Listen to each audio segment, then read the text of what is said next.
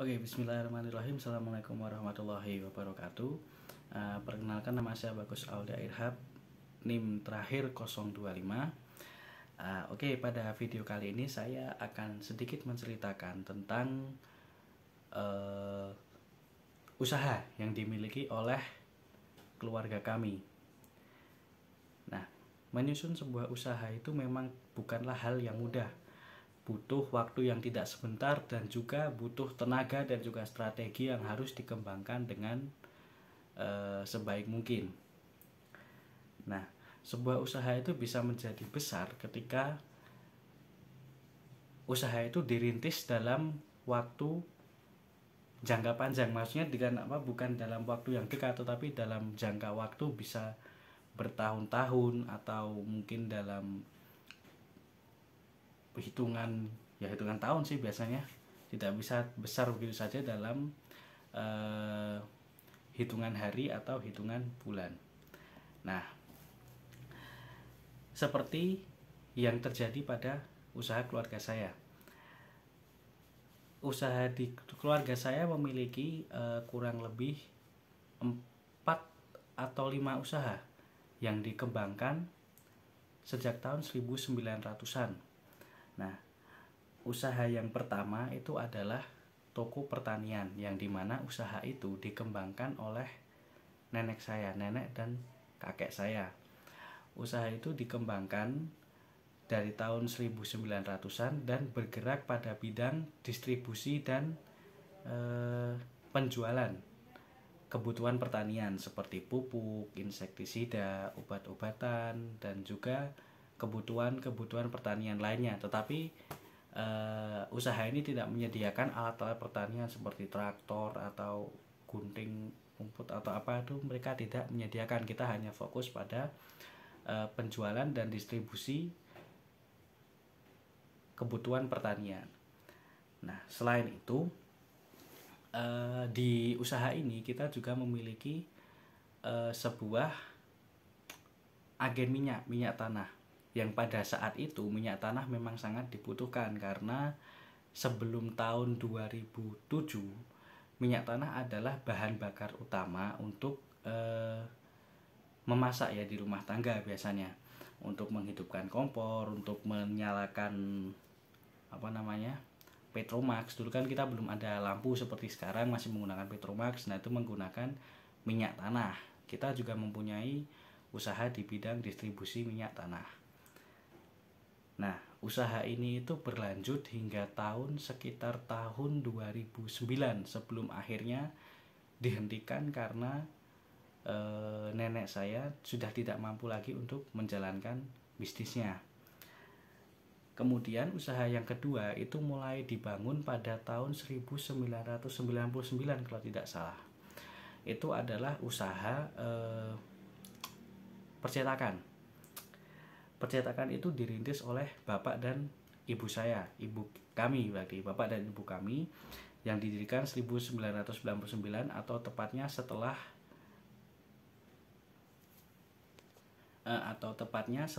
mereka menikah, karena mereka menikah kalau tidak salah pada bulan Agustus atau September ya, tahun 1999. Nah, usaha percetakan ini pada awalnya bergerak pada bidang sablon. Jadi zaman dulu kan printer belum terlalu banyak ya seperti sekarang. Printer itu ada sebuah alat yang mahal dan juga alat yang besar, dan tidak semua orang itu memiliki printer. Tetapi mungkin pada saat itu usaha fotokopi sudah ada, tapi kan fotokopi sangat berbeda dengan usaha percetakan. Jika fotokopi itu menggandakan, percetakan itu menciptakan. Nah, usaha ini tuh dimulai pada akhir tahun 1999. Yang pertama itu bergerak pada bidang sablon. Sablon ini tuh ya seperti menyablon undangan. Dulu kan undangan belum di print ya, beda seperti sekarang. Pensablon undangan, kartu nama, terus kardus yang biasa kita lihat kalau catering itu kan ada yang tulisan catering Al Ihsan atau catering apa. Nah, itu kita juga bisa mencetak itu. Terus ada sablon-sablon yang sekiranya tidak membutuhkan gambar, yang hanya tulisan, itu kita bergerak pada bidang itu. Nah, kemudian sekitar pada tahun 2003 atau 2004 ya, saya lupa, usaha ini mulai berkembang. Berkembangnya itu kita melakukan kerjasama dengan percetakan lain, sehingga kita bisa mulai mencetak menggunakan mesin cetak, bukan hanya sablon saja, karena sablon itu memiliki keterbatasan, tidak bisa mencetak dalam waktu yang cepat, dan juga jika ingin menggunakan banyak warna itu harus menggunakan ganti screen atau alat untuk mensablonnya begitu. Jadi tidak bisa sekali sablon langsung banyak warna, itu tidak bisa. Nah, kita menjalankan kerjasama itu dengan percetakan lain begitu. Dan pada tahun itu juga antara 2003-2004 itu kami memiliki 1 orang karyawan, kalau tidak salah, 1 orang karyawan untuk membantu di usaha kami. Nah, kurang lebih pada tahun 2006 orang tua kami pun kembali mengembangkan usahanya. Kali ini mencoba usaha counter. Counter pada zaman itu kan tahun 2006, 2007, 2008, 2005 itu adalah masa-masanya HP itu bisa divariasi gitu. Jadi mungkin kalian dulu pernah merasakan kayak ada HP yang casingnya bisa diganti-ganti gitu. Biasanya HP Nokia biasanya bisa casing bisa diganti-ganti, terus yang di belakang casing ditempelin kayak huruf-huruf dibentuk nama, misalnya Bagus atau Udin, Usep, Asep, Ucup gitu. Nah, itu terus kayak dulu kan kita sering kayak apa, kalau beli HP terus digantungin di leher itu kan suatu kebanggaan ya. Jualan strap seperti itu. Jadi dulu kita berjualan pulsa dan beberapa aksesoris HP kecil-kecilan. Tempatnya itu menjadi satu dengan percetakan kami. Nah, itu adalah usaha yang kedua. Nah, pada tahun 2007 pemerintah itu mengeluarkan kayak apa ya, keputusan bahwa minyak tanah itu bukan menjadi bahan bakar utama lagi untuk memasak, harus dikonversi ke gas LPG. Nah, karena usaha pertanian kami masih berjalan dan usaha minyak tanah yang ada di toko pertanian itu juga masih berjalan, akhirnya usaha minyak tanah itu diganti dengan berjualan gas LPG. Ya bisa dibilang mungkin melanjutkan pekerjaan ya, tapi menurut saya itu adalah rintisan usaha yang ketiga. Karena apa? Pada awal konversi itu dari pihak Pertamina itu hanya memberikan sekitar 15 tabung saja.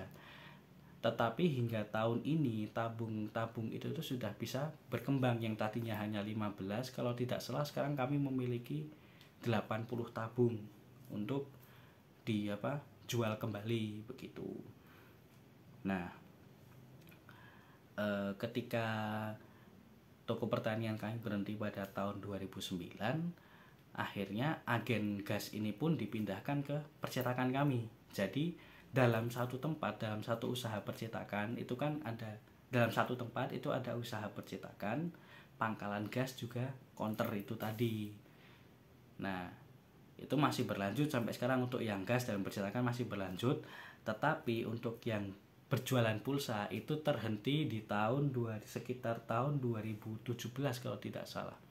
Tahun 2017 itu mulai muncul yang namanya kios pembayaran online. Jadi mungkin kalian tahu kayak kios-kios yang mereka tuh bisa melayani pembayaran listrik, pembayaran PDAM. Nah, dulu itu waktu masih awal-awalnya Bapak kami pun memutuskan untuk cobalah ini dilakukan gitu. Karena kalau dari segi peluang bisnis hal itu tuh lebih menguntungkan. Karena apa? Kalau kita hanya berfokus di jualan pulsa, ya udah kita jualan pulsa aja gitu. Tapi ketika kita melakukan ini kios pembayaran online, itu tuh bisa menambah pemasukan gitu loh. Jadi kita tidak hanya menjual pulsa, tapi bisa juga melakukan pembayaran rekening air, rekening PDAM, pembelian tiket pesawat, bahkan tiket kapal, tiket kereta api, dan pembayaran asuransi. Jadi kan lebih menguntungkan begitu. Tidak hanya terfokus pada pulsa, ya bisa untuk melakukan transaksi pulsa, tetapi lebih luas lagi itu menghasilkan omset yang lebih besar begitu. Nah, 4 usaha ini tuh berlangsung sampai saat ini, dan usaha percetakan itu semakin menjadi besar ketika kami mendapatkan tender untuk bekerja sama dengan sebuah rumah sakit di kota kami. Nah, kerjasama itu tuh terjadi sekitar pada tahun 2011, mulai pada 2011, lalu mulai merambah lagi 2012, 2013 sampai saat ini. Bahkan karena adanya kerjasama ini, pada akhir tahun 2013 kami mampu untuk membeli mobil, yang pada saat itu tuh kami belum memiliki mobil begitu. Jadi kami memiliki mobil itu pada tahun 2013 akhir. Nah, dan kemudian pada sekitar tahun 2018 pun kami mampu membeli rumah yang saat ini kami tempati begitu. Jadi usaha ini tuh bisa dibilang tidak besar, tapi cukup sukses dan bisa menghidupi keluarga kami begitu. Pada tahun 2019 anak pertama itu berhasil masuk ke IAIN Salatiga di kota Salatiga tepatnya, yaitu adalah saya sendiri. Alhamdulillah pada tahun 2019 saya berhasil masuk ke Fakultas Dakwah jurusan Psikologi di IAIN Salatiga. IAIN Salatiga sendiri adalah sebuah perguruan tinggi negeri yang bersifat Islam yang ada di kota Salatiga. Namun pada tahun ini insya Allah IAIN akan beralih menjadi UIN. Nah, perbedaannya apa sih UIN sama IAIN itu? Bedanya, kalau sepaham saya, bedanya hanya pada kelasnya saja. Ibaratnya kalau UIN itu adalah kasta tertinggi di perguruan tinggi Islam, sedangkan IAIN itu ada di bawah UIN. Di bawah IAIN ada lagi STAIN kalau tidak salah seperti itu. Dan keuntungan menjadi UIN yang pertama yang jelas jurusannya menjadi semakin banyak. Yang tadinya hanya beberapa fakultas bisa menambah lagi, bahkan bisa menambah beberapa jurusan lagi seperti itu. Nah, namun pada awal 2020 itu kami sempat pada akhir 2020 itu kami sempat mengalami kesulitan. Akhir 2020 masuk ke 2021 dan berlanjut sampai 2022 awal, usaha kami itu sempat mengalami kesulitan karena adanya dampak dari virus COVID-19. Nah, kenapa percetakan bisa berdampak? Karena begini, usaha percetakan kami adalah menghasilkan barang-barang cetakan yang biasanya itu dibutuhkan pada acara-acara tertentu seperti penerimaan siswa baru di sekolah. Mereka kan membutuhkan yang namanya buku tulis seperti itu. Lalu ada acara pernikahan, kita mencetak undangan, ada acara tahlilan, kita mencetak buku Yasin, dan bahkan pernikahan pun beberapa souvenir juga kita bisa membuat begitu. Lalu dari rumah sakit kita mengurus beberapa buku dan belangko-belangko yang digunakan untuk mengisi checklist pemeriksaan. Pada saat COVID kan itu semua menurun. Orang tidak mengadakan hajatan, pernikahan maupun yasinan, sehingga pemasukan dari yasin dan buku Yasin dan souvenir dan juga undangan pun berkurang. Karena virus COVID, orang jadi rumah sakit, bukan tidak mau berkunjung ke rumah sakit, sehingga cetakan-cetakan rumah sakit yang tadinya bisa habis dalam waktu hitungan hari, ini pun baru habis dalam waktu hitungan minggu begitu, sehingga pemesanan pun menurun kan, dan tentu saja pada pemasukan. Nah, buku-buku tulis yang biasa dipesan oleh anak kuliah, karena sekolah ini dilakukan dengan secara online, jadi mereka tidak membutuhkan buku. Jadi ya untuk cetakan buku itu juga itu malah menghilang pesanannya. Jadi kami mengalami kesulitan pada awal 2021 akhir tahun 2021 berarti. Iya, awal 2020 sampai akhir 2021, maaf tadi saya ralat ya.